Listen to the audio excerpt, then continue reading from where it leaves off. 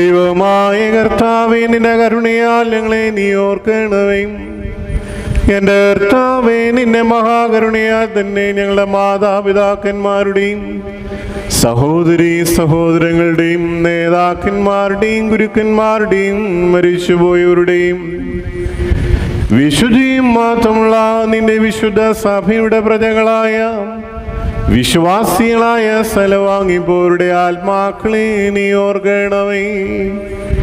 ദൈവമായ കർത്താവേ, അവരുടെ ആത്മാക്കൾക്കും ദേഹികൾക്കും ശരീരങ്ങൾക്കും ആശ്വാസം നൽകണമേ. അവരുടെ അസ്ഥികളിൽ കരുണയും കൃപയുമാവുന്ന പനിമഞ്ഞു തെളിയിക്കണമേ.